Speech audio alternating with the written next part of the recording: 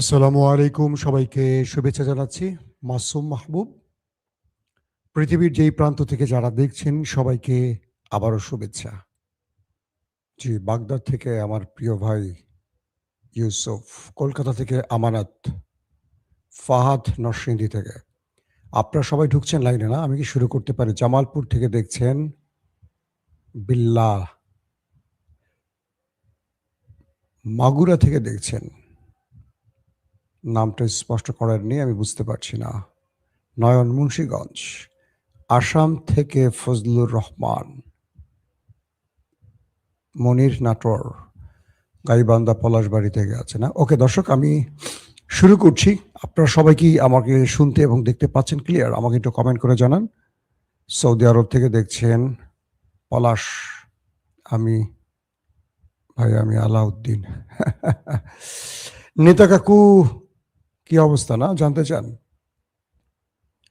দর্শক, ইরান এবং আমেরিকার মধ্যে যে হাই ভোল্টেজ ম্যাচ চলছে, এটা আরো গতি পেতে শুরু করেছে। ইসরায়েল এবং আমেরিকার মূল টার্গেট হলো একটা শক্তমক্ত অ্যাটাক করে ইরানকে ভয় পাইয়ে দেবে এবং ইরানকে যুদ্ধবিরতির জন্য বাধ্য করবে। ওকে, ইরান আমেরিকাকে সাফ জানিয়ে দিয়েছে যে তুমি যত বড় অ্যাটাকই করো, আমার শর্ত যেটা ছিল, যেটা দিয়েছি সেটাই থাকবে। এখন যে পরিস্থিতিটা তৈরি হয়েছে, ধরেন কালকের একটা স্টোরি দিয়ে আমি শুরু করি। মার্কিন গণমাধ্যমগুলো ডোনাল্ড ট্রাম্পের সাংবাদিক সম্মেলন কভার করতে গিয়ে অনেক প্রশ্ন করেছে। ট্রাম্প ইরানিদেরকে অনেক গালাগাল দিয়ে শব্দ উচ্চারণ করেছে। ট্রাম্পকে বলা হলো যে আপনি এদেরকে যে গালাগালি করছেন কেন? আবার তিনি বলছেন আমেরিকানরা বোকা বা আমেরিকানদেরকে নাদান হিসেবে তিনি চিহ্নিত করছেন, কারণ তিনি আমেরিকার জন্য অনেক বড় বিজয়ের কাজ করছেন, কিন্তু আমেরিকানরা তার বিরুদ্ধে লেগে গেছে। সিএনএনের এক জরিপে দেখা গেছে প্রায় 70% জনগণ ট্রাম্পের বিরুদ্ধে, এই যুদ্ধের বিরুদ্ধে। তাই মিস্টার ট্রাম্প আমেরিকানদেরকে বোকা বা গর্দভ বা নাদান হিসেবে চিহ্নিত করেছেন। সাংবাদিকরা ট্রাম্পকে প্রশ্ন করেছেন, আপনার কি মাথা ঠিক আছে? আপনি এক এক সময় এক একটা বলেন, আবার সেই বলার উপর স্থির থাকেন না। কখনো বলছেন 48 ঘন্টার আলটিমেটাম, কখনো বলছেন 5 দিনের আলটিমেটাম, কখনো আবার 10 দিন। এর কারণ কি? আপনার কি মাথায় কোনো সমস্যা আছে? ট্রাম্প বলছেন, সাংবাদিকরা বলছেন যে দেশের জনগণ বা বিশ্ব মিডিয়া আপনাকে পাগল হিসেবে চিহ্নিত করছে। কাকে বলছে? পৃথিবীর সবচেয়ে পাওয়ারফুল ব্যক্তি মার্কিন প্রেসিডেন্ট ডোনাল্ড ট্রাম্পকে, তার দেশের সাংবাদিকরা। তো ট্রাম্প বলছেন এগুলো আমি পরোয়া করি না। কে পাগল বললো, কে ছাগল বললো, হ্যাঁ, এগুলো নিয়ে কোন বাংলাদেশের মাসুম ড্রাম বললো, এগুলোকে আমি পরোয়া করি না। আমার নামটা বলে নাই, আমি আপনাদেরকে একটু মজা দিলাম। যে ব্যক্তি পৃথিবীর কোনো মানুষকে পরোয়া করে না, সে ব্যক্তি আমেরিকার প্রেসিডেন্ট। ওহো, কি অবস্থা, বুঝতে পারছেন? আমেরিকানরা কাকে প্রেসিডেন্ট হিসেবে বাছাই করেছে কম বেশি আপনারা বুঝতে পেরেছেন তো? তার তুলনায় আমরা ভালো আছি।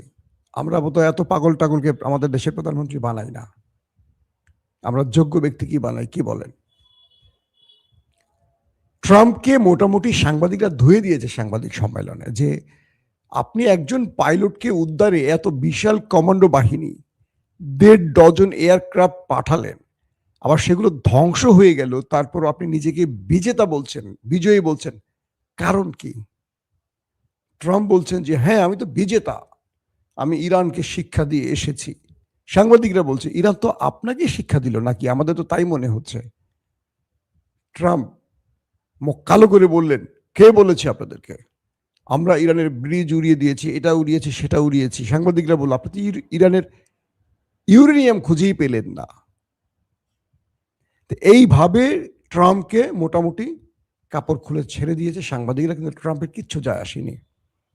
সম্মানিত লোকের সম্মান নিয়ে ভয় থাকে, পাগল ছাগলের থাকার কথা না। দর্শক, ইরান তার যে স্থানে আমেরিকা অভিযান চালিয়েছে সেই অভিযানের স্থানটিকে এখন ব্যাপকভাবে পর্যবেক্ষণ করছে, পরীক্ষা নিরীক্ষা চালাচ্ছে। C-130, MQ-9 রিপার, তারপর আরো যেসব এয়ারক্রাফট ধ্বংস করেছে এগুলোর উপর পরীক্ষা চলছে। বলা যেতে পারে চীন ইরানের জন্য বিশাল লটারি লেগে গেছে তাদের হাতে। মার্কিন এই ভয়ঙ্কর যুদ্ধ বিমানগুলোর ধ্বংসাবশেষ নিয়ে ইরান রীতিমতো কাজ শুরু করে দিয়েছে, কারণ ধরে নেবেন আগামী 6 মাসের মধ্যে এই বিমান ইরান বানিয়ে ফেলবে। ইরান যে কোনো জিনিস একবার দেখলে সেটার আদলে নিজেরা তার চেয়ে পারফেক্টলি কিছু তৈরি করতে পারে, এটা আপনারা জানেন। তো ইরান এ যাবৎ শত্রুর যা কিছুই পেয়েছে সেটা নিয়ে নতুন কিছু করেছে। এটা হলো ইরানের একটা শ্রেষ্ঠত্বের জায়গা। বলা হচ্ছে যে পরিস্থিতিটা তৈরি হয়েছে এখন, চীন এবং ইরান সম্মিলিতভাবে তারা অনেক কিছু পর্যবেক্ষণ করা শুরু করে দিয়েছে এবং এই লড়াইতে ইরান যে সারপ্রাইজগুলো আমেরিকাকে দিয়েছে, এই সারপ্রাইজে মোটামুটি আমরা এটুকু বলতে পারি যে তাদের খবর হয়ে গেছে। আমেরিকা এখন আর বিজয়ের কথা বলছে না, পৃথিবী জেনে গেছে এই লড়াইতে কারা বিজয়ী। খুব ভয়ঙ্কর কিছু তথ্য আপনাদের দেই। আমেরিকা যে স্থানটিতে অভিযান চালিয়েছে এখানে বিমান ক্রাশও হয়নি, এখানে পাইলটও ছিল না, এখান থেকে বহু দূরে তারা অভিযানে নেমেছে। প্রথম প্রশ্ন তৈরি হয়েছে এটা,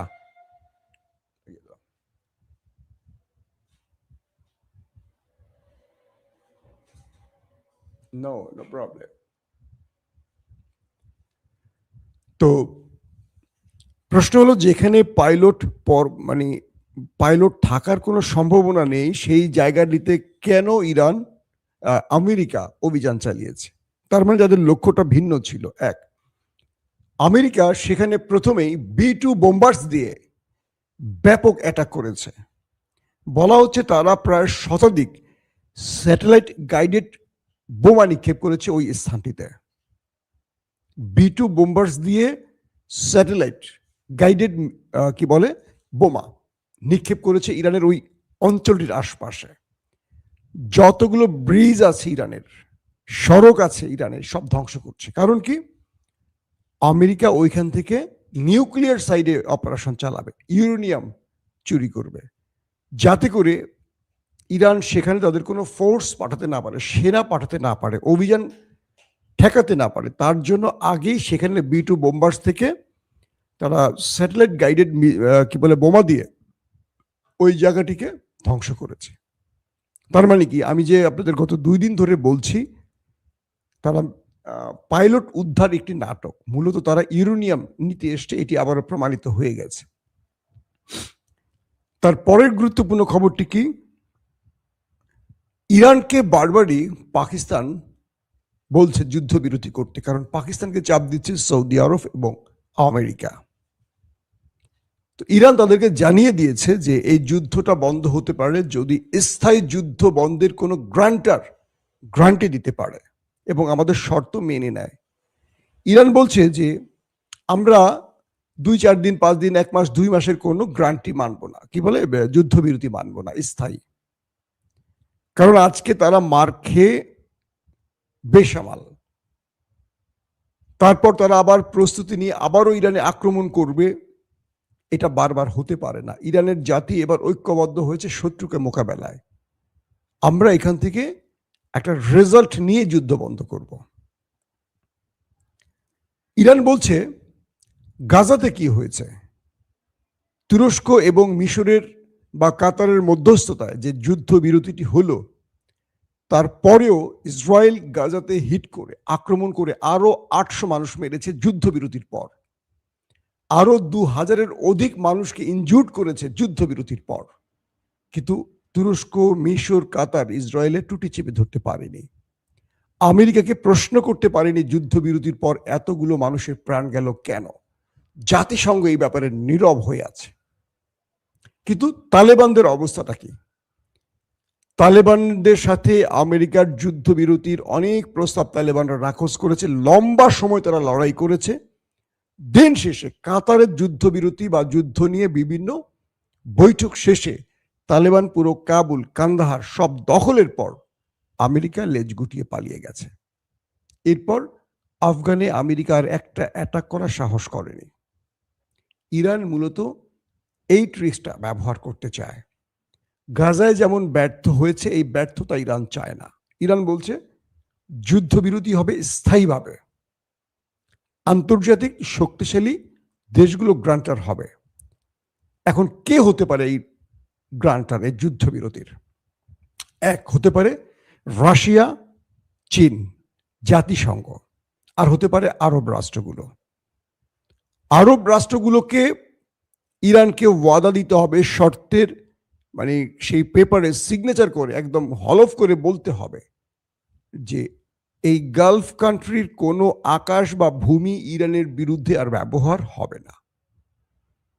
আমেরিকা যতগুলো অ্যাটাক করেছে 80% আরবের ভেতর থেকে করেছে। একটা ব্যাপার ভালো করে খেয়াল করেন, আরবের এই ভূমি বা গালফ কান্ট্রির যেই মার্কিন ঘাঁটিগুলো রয়েছে, শুনেছেন কখনো এই ঘাঁটিগুলো ইসরায়েলের বিরুদ্ধে ব্যবহার হয়েছে? হয়নি। কিন্তু এই ঘাঁটিগুলো ব্যবহার হচ্ছে কাদের বিরুদ্ধে? ইরানের বিরুদ্ধে, কখনো আফগানের বিরুদ্ধে, কখনো সিরিয়ার বিরুদ্ধে। প্রশ্ন হলো, আরবের মতো একটি দেশ তারা তাদের দেশের নিরাপত্তার প্রয়োজনে আমেরিকানদেরকে এখানে ঘাঁটি করতে দিয়েছে, আর সেই আমেরিকানরা আরবে বসে মুসলিমদের অ্যাটাক করছে বা মুসলমান দেশগুলোকে অ্যাটাক করছে। আরবরা এটা কি করে মেনে নিচ্ছে? কখনো আমেরিকা ইসরায়েলে অ্যাটাক করবে? এখন পর্যন্ত ইসরায়েলকে রক্ষায় আমেরিকা তার সর্বোচ্চ শক্তি ব্যয় করছে। যে আরবরা ইসরায়েলের সাথে লড়াই করেছে, কয়েক দফা যুদ্ধ করেছে, সেই আরবরা আজকে ইরানের বদলে ইসরায়েলকে পাহারা দিচ্ছে। চিন্তা করতে পারেন, আমেরিকা এবং ইসরায়েল যখন ইরানে স্ট্রাইক চালায়, তখন এই আরবের ভেতর থেকে মানে আরব রাষ্ট্রগুলো পার হয়ে, কয়েকটি আরব রাষ্ট্র পার হয়ে ইরানে অ্যাটাক করতে হয়। কখনো শুনেছেন আমেরিকান বা ইসরায়েলের কোনো মিসাইল বা বিমানকে প্রতিরক্ষা সিস্টেম দিয়ে অ্যাটাক করেছে? আরব করেনি। কিন্তু ইরান যখন ইসরায়েলে কোনো হিট করে, আরব ধারাবাহিক যতগুলো দেশ পরে ইসরায়েলে যেতে এই মিসাইলটাকে, ধরেন সৌদি আরব, কাতার, জর্দান বা ইরাক, এই প্রত্যেকটা দেশ মার্কিন ঘাঁটি আছে, সেখান থেকে ইন্টারসেপ্ট করা হয় ইরানের মিসাইলকে। ইরান একটা ইসরায়েলে মারতে গিয়ে একটা নয়, ধরেন 4-5টা দেশের প্রতিরক্ষা ব্যবস্থাকে ফেল করে অ্যাটাক করতে হয়। আমাকে অনেকেই প্রশ্ন করেন, আমার অনেক দর্শক, যে মাসুম ভাই, ইসরায়েল এত টার্গেটে হিট করে, ইরান পারছে না কেন? ইসরায়েল যখন একটা ধরেন একটা ছোট করে একটা ইটও মারে, এই ইটটা বাকি দেশগুলো ফু দিয়ে শক্তি পারে, আরো জোরে যা, আরো জোরে ইরানে মর, আরো জোরে গিয়ে ইরানে পর। ধরেন নেতানিয়াহু মারছে একটা ইট, সৌদি আরব ওইটাকে বাতাস দিয়ে আরো জোর স্পিড বাড়ায়, জর্দান ওইটাকে বাতাস দেয়, আরব আমিরাত ওইটাকে আরো স্পিড গতি বাড়িয়ে দেয় যাতে ইরানে গিয়ে ঠিক মতো পড়ে। আর ইরান যখন মারে তখন সৌদি আরব সেটাকে ঠেকায়, তারপরে সেটা দুর্বল হয়, তারপরে ধরেন আরব আমিরাত সেটাকে ঠেকায়, আরো দুর্বল হয়, জর্দান সেটাকে ঠেকায়, তারপরে ইসরায়েলে যখন ঢোকে তখন তো ইসরায়েলের ভেতরে মার্কিন ইসরায়েলি প্রতিরক্ষা তো আছেই, একটার পর একটা প্রতিরক্ষা ব্যবস্থা সাজানো আছে তাদের, একটার পর একটা, একটার পর একটা। এতগুলো বাধা টোপকে ইরানকে ইসরায়েলে অ্যাটাক করতে হয়, কিন্তু ইসরায়েলকে কখনো বাধার মুখে পড়তে হয় না। অথচ মাঝখানে এতগুলো মুসলিম দেশ যারা মুসলিমদেরই বন্ধু নয়, শত্রুদেরই বন্ধু হয়ে বসে আছে। এটা লজ্জার কিনা বলেন আপনারা? এই আরবরা কি জবাব দিবে আল্লাহর কাছে? এই আরবরা তার দেশের জনগণকে কি জবাব দেয়? তাদের জনগণরা অর্থের কাছে, তাদের প্রচুর অর্থ আছে, তো সব ঘুমিয়ে আছে, তাদের ওইটার খাড়ায় না।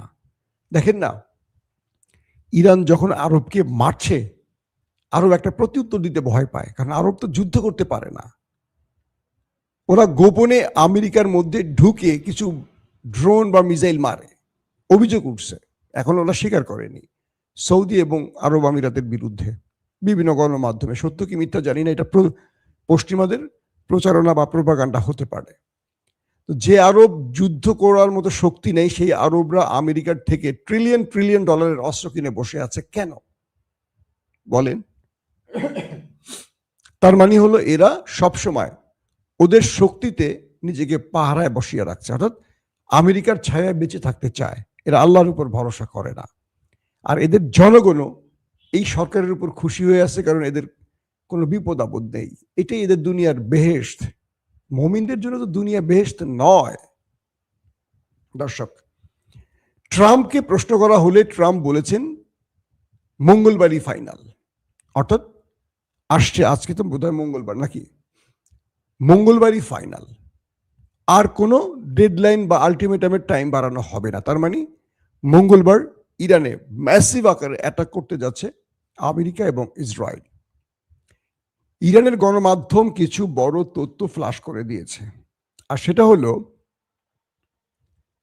যে ইরান ঘটনাস্থল পরিদর্শন করে অনেকগুলো তথ্য উপাত্ত সংগ্রহ করেছে। এর মধ্যে একটি হলো যে লড়াইটা বা যে অভিযানটা ইরানের ভেতরে হয়েছে, সেখানে মার্কিন পাইলট, একজন নারী পাইলট, তিনি ট্যুরিস্ট ভিসায় চলে গেছেন ইসরায়েলে এবং সেখানে ইসরায়েলি বাহিনীর সাথে যোগ দিয়ে পরিকল্পনা করে পরবর্তী সেখান থেকে তিনি ইরানে অ্যাটাকে আসছেন। বুঝতে পারছেন, আমেরিকা যে বারবার দাবি করছে যে এই যুদ্ধে তারা দায়ী না, অমুকে দায়ী তমুকে দায়ী, দেখেন মার্কিন একজন পাইলট তিনি আমেরিকা থেকে ট্যুরিস্ট ভিসায় ইসরায়েলে গেছেন, সেখানে গিয়ে ইসরায়েলি বাহিনীর সাথে পরিকল্পনা করে সেখান থেকে ফ্লাই করেছেন। তার কাগজপত্রগুলো ইরান উদ্ধার করেছে। তিনি বেঁচে আছেন না ওপারে চলে গেছেন কেউ জানে না, এই মুহূর্তে জানা যায়নি। তার মানে ইরান যে পাল্টা প্রতিঘাত করেছে, সেখানে ইসরায়েলি এবং আমেরিকান প্রচুর সেনা চলে গেছে জায়গা মতো, এবং তাদের অনেকে বলবেন লাশ কোথায়, সব পুড়ে গেছে। সেখানে তো এয়ারক্রাফট গুলোকে ধ্বংস করা হচ্ছে। বিমান বিধ্বস্ত হলে সেখানে কারো লাশ পাওয়া যায়, সব পুড়ে ছাই হয়ে যায়, কয়লা হয়ে যায়। তার মানে হলো ইরান যে সাসপেক্টই করেছে সেটি রাইট। ইসরায়েল এবং আমেরিকা সম্মিলিত এই অপারেশনটি করছে, শুধু আমেরিকা একা নয়। ইরানের বিরুদ্ধে যে অভিযানটি হয়েছে সেখানে ইসরায়েল নিজেও প্রবেশ করেছে, তারাও বড় রকম মার খেয়েছে। শুধু 1 ডজন এয়ারক্রাফট আমেরিকা হারিয়েছে বিষয়টা এরকম নয়, এর মধ্যে প্রচুর সংখ্যক ইসরায়েলি পাইলট সেনারা ছিল, কমান্ডো সদস্যরা ছিল। আর মূল উদ্দেশ্যটা ছিল তারা ইরানের স্থল অভিযানে আসছে, এখান থেকে ইউরেনিয়াম লুট বা ধ্বংস, পাশাপাশি ইরানের মধ্যে বড় রকম অভিযান, গুরুত্বপূর্ণ টার্গেটে। এটি ব্যর্থ করে দিয়েছে। এখন আজকে থেকে তারা কি করবে এটি নতুন করে হয়তো বা আমরা পরবর্তী খবরে জানাতে পারবো, কারণ ইরানের বিরুদ্ধে এই দুটো দেশ আজকে বড় মাত্রায় অ্যাটাকে যাবার ঘোষণা দিয়েছে। আর ইরান তাদেরকে পাল্টা প্রতিরোধ করতে কি করবে সেটিও আমরা আজকে পরবর্তী সংবাদে আপনাদের জানাবো। এখনকার মতো বিদায় নিচ্ছি, প্রত্যেকে ভালো থাকবেন, আল্লাহ হাফেজ।